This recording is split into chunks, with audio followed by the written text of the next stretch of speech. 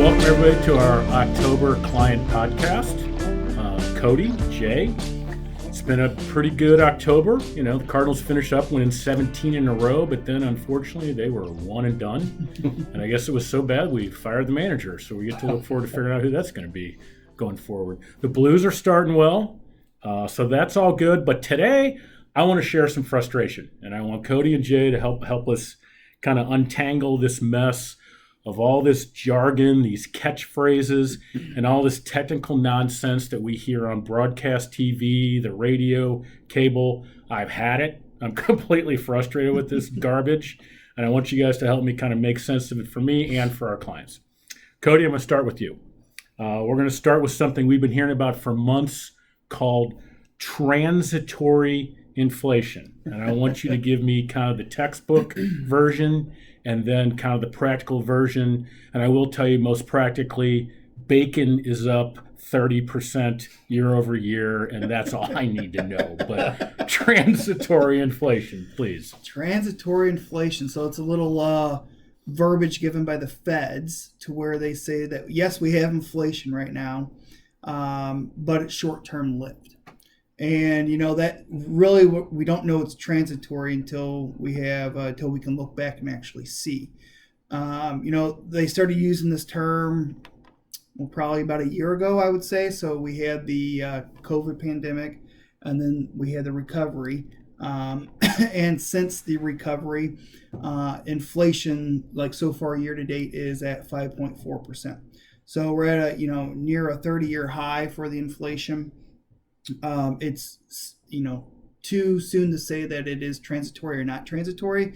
But, if we're kind of looking forward and we see supply chain issues, we see wage increases, the picture is kind of painting itself to be maybe a little bit longer lived than I think the Feds kind of first thought.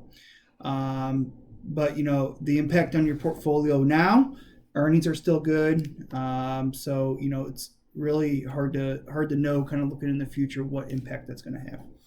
Okay, so paying more at the pump, paying more for bacon, and for those of you that are paying attention, I think we're paying more for beer, but we'll get to that. Yeah, I mean, everything's affected right now, unfortunately. All right, so Jay, some of the jargon. This one is a little bit more recent, a little more troubling. We haven't heard about it for a long time. Talk to us about stagflation. All right, stagflation. So really that came about, that's a buzzword from the 1970s that's popping up again, right? In which case stagflation is mushing together a couple words. A stagnant economy is the stag part, and then inflation is the flation part. So what that is, that's where if the economy's slow growing, we got high unemployment, high inflation, that sort of a thing, then that would be a stagflation period. So why does this matter to us? Why do we even need to worry about this? Well, it's kind of scary if the cost of goods and everything you just mentioned go up, but our wages don't keep up with that. Okay, well, that means more of our paychecks going towards those same things that we were already spending money on. So stagflation is not a good thing. However, if you really look at it, it started in the 70s is where they coined this word. That's where it came from. If you compare what they call the misery index, which sounds great, right? The misery index. But what that is they add together the inflation rate and the unemployment rate. Add those two together. That's measuring the misery of the economy. If you look at it today, yes, it's higher today than it was for the last 10 years since the 07-08 kind of financial crisis. But if you keep looking back to the 80s and the 70s, man, we're at like a third of what it was then. So yes, that's a concern we need to look for, but Cody's already mentioned that earnings are at a really good point right now. The economy's still doing well. So the stag part of the stagflation is not there. Okay, good. So it's kind of a situation where we as individuals are running in place, but prices are running way ahead of us. Right. But we're not there. Not yet. Fingers crossed, not yet. All right, Cody, back to you. You had mentioned a minute ago, and I'm a little surprised as I hear about this now, and I want you to kind of unpack it for us, that we didn't hear about this, let's say, a year ago under the prior administration, and we've only heard about it within the last several weeks from the current administration. I mean, you shut down the world for the better part of 6 months. This whole supply chain thing, the fact that people seem surprised by it, is pretty shocking to me. So one of the terms is this supply chain disruption. So what's that mean to all of us? Yeah, it's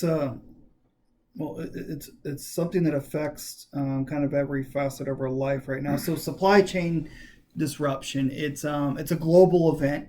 So as we become more globally dependent among other countries to help with various parts, so let's use the one that's been in the news a lot, the chips, right?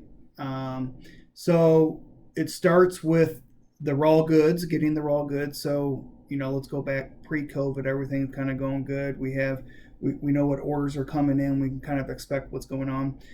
COVID hits, economies just start shutting down. No one's going to work, so no one's there to produce the goods. And then you have a cancellation of things because we're in a recession. And then you have, the chips, we use that. So you have the automobiles, and that's in every kind of thing that we use today that has anything electronically. No one's going to buy cars. No one's renting cars. No one's traveling. Let's stop the orders and all that. All right. Well, I'm working from home. I have a TV, a computer, a phone. Well, I need that. So all the resources go to making the chips for the electronics, right?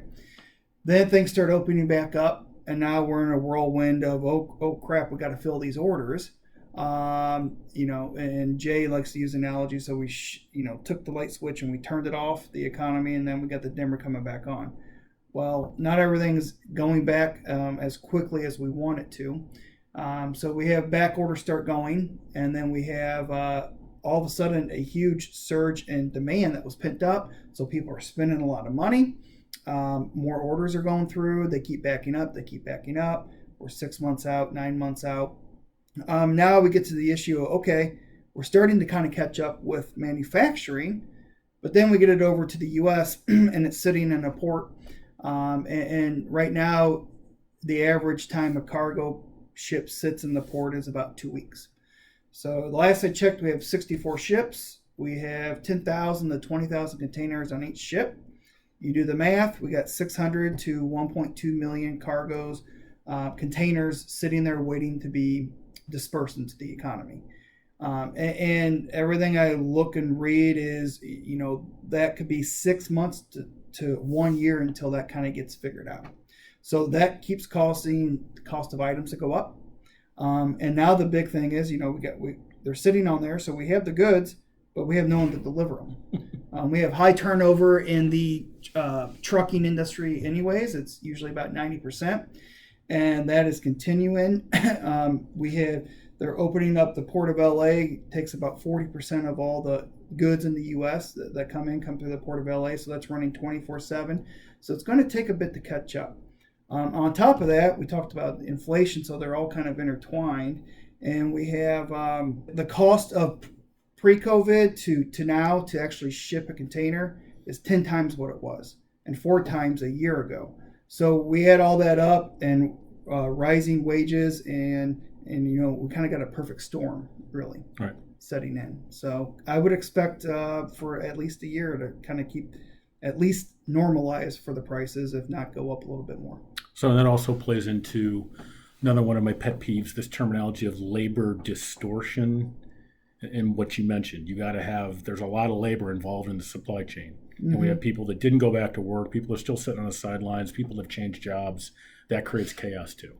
Yeah, we have the civilian labor force out there. How many people can work? Sure. And since COVID hit, that number has gone down, which has helped with the unemployment numbers.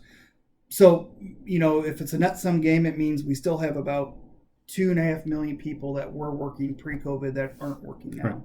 And yeah, it's kind of a snowball. Yeah. So, buy your kids or grandkids the Barbie doll or the G.I. Joe with Kung Fu grip now, because if they want Christmas gifts, they better buy them now. All right. So, Jay, let me go back to you. This is at the top of my list, so you get to finish off the podcast with it. Budget reconciliation. Talk to me. Budget reconciliation. So that actually comes from finance, where usually you have 2 sets of records and you're reconciling them. You're making the match, right? So that's where it comes from. But what you're talking about is actually with the federal budget and trying to get things passed. Mm-hmm. So one of the latest big ones that they used was actually the the Trump tax, right? That was used budget reconciliation. Now they're talking about doing it again with this new infrastructure bill, which means instead of voting on it, what you do is you go in if you're going to add a cost. So all these infrastructure plans, leave it at that. If you're going to add a cost, you also have to add a revenue or an income source to cover that so that we're net zero, right? Well, what is the biggest income source to cover any of these programs? Taxes. So they're talking about changing a bunch of different taxes to pay for the, at the moment, $3.5 trillion infrastructure bill. So why does that matter to us? Well, if you add $3.5 trillion in spending, that means you're going to add $3.5 trillion in tax revenue. They're targeting the rich, but the rich, as the top 50%, just 50% of taxpayers pay, I believe, 95% of the total tax revenue as we speak. So I don't know how you're going to keep moving it up, but the idea is to tax the rich somehow to pay for these giant bills. Yeah, and I think the thing that's interesting about budget reconciliation, again, it's functionally parliamentary procedure in Congress, and particularly in the Senate. It's simple majority, which where we are today, if everybody voted for it and then the vice president comes in and you have the revenue offset, it passes, as opposed to the 60 votes a normal bill would take. And to your point, that's the way the Trump era tax cuts were passed. Right. So now we're going to come back and use reconciliation again, possibly, to undo that and add some more spending and taxes. So hopefully that helps. I know it's my pet peeve, maybe some of yours. If you got any other questions on some of this jargon, please give us a buzz. Shoot us the text message on the texting system. Email one of us. Happy to unpack all of it for you. And we'll see you guys next month. And let's go Blues.